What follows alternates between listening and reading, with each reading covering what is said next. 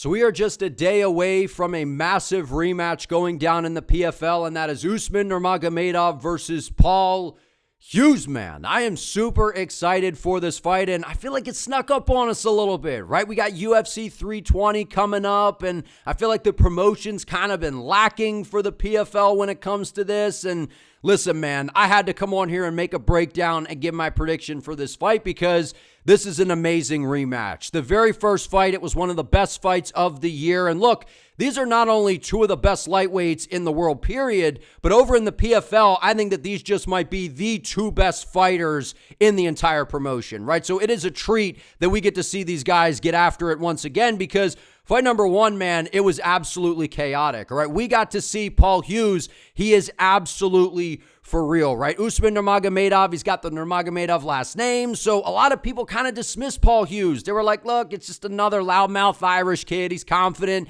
He's calling his shot. He's going to come in here, and Usman's just going to have his way with him. Well, that ain't what happened. Paul Hughes went out there. He was marching through, the kicking range of Usman, landing some good shots, and he defended against the takedowns incredibly well. Now, we have not seen Usman Nurmagomedov since the very first fight between these two. While Paul Hughes, he just took a fight not all that long ago, and he went out there and KO'd Miranda in the very first round. So I am very, very intrigued to see what version of Usman Nurmagomedov we see come fight night because Paul Hughes, he lost to Usman in a competitive fight, but now he goes out there and gets a KO. So I think that this kid's confidence is going to still be at an all-time high, man, because this matchup, this is such a great fight, man. And on this card, we actually have some other good fights as well. We got Anderson on here, Corey Anderson fighting for a light heavyweight title, Magomed Magomedov versus Sergio Pettis. That's a fun scrap. Archie Colgan's on here. Callan Loughran making his debut in the PFL. So got some fun scraps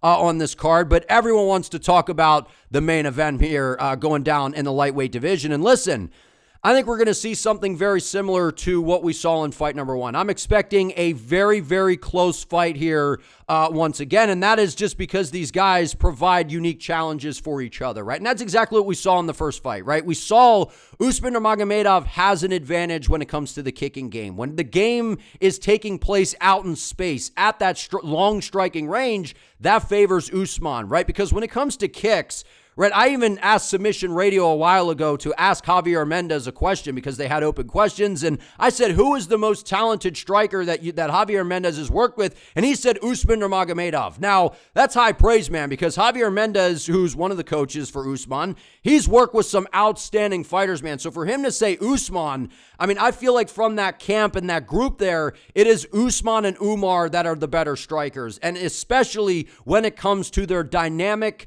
kicking attacks, right? And that's what Usman did such a good job of in fight number one. He'll attack your legs. He'll attack the body. He'll bring those shots upstairs, and he loves to throw that front kick up the middle to try to get you to try to sweep away and parry and get it out of the way, catch a kick maybe, and then he sneaks that question mark kick like a baseball bat right upside your head. So if you're Paul Hughes, obviously that's something that he is going to be very high on high alert for, to not reach and get caught by a question mark kick. So out in space, out at range, Usman definitely has the advantage there. However, we got to see while Usman does have some decent hands and he's got a little bit of sting on him, it's just not the same as Paul Hughes, man. It's just not the same, right? When we get into those closer quarters, we get into that boxing range, which is where Paul is going to want to live, I think he has the advantage there. He's got lightning fast hand speed, mixes up his combinations well, digs to the body, brings those hooks around the guard upstairs. And look, he was landing some good shots on Usman, man, right? And maybe Usman coming into that fight, he's like, okay,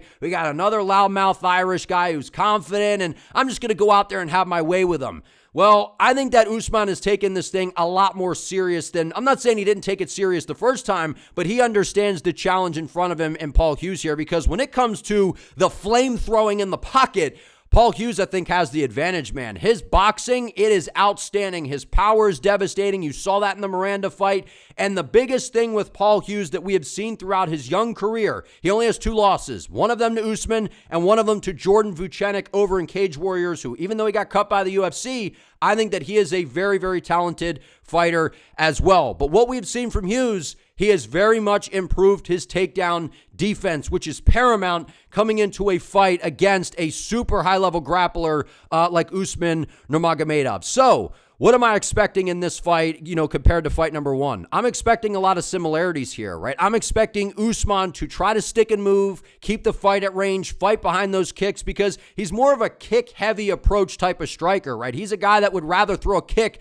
than utilize his hands first, right? So he's kind of a kick-first type of guy to set up his hands. That's kind of what I see with Usman Nurmagomedov. Now, if you sleep on his boxing, he can catch you with some of those good, clean, straight shots that he does throw down the middle, but it's really the kicking game of Usman that he has the advantage when it comes to the striking, while I think if Hughes can get to the inside, get out of range of those kicks, catch some of the kicks, block them, get inside, eat one to get inside, I feel like that is where Paul is going to want to live in this fight. And he has the confidence knowing I can land on this guy, man. I can get to the inside. I can let my hands go, rip to the body, bring those shots upstairs, and I can start to get to Usman Nurmagomedov and try to melt him as this fight plays out, because Paul absolutely has the power in his hands to shut Usman's lights off. However, we've seen Usman is very durable. We've seen and we know with the Nurmagomedov team, they have very, very high fight IQ. They prepare very, very well, and they come in with very, very intelligent game plans. So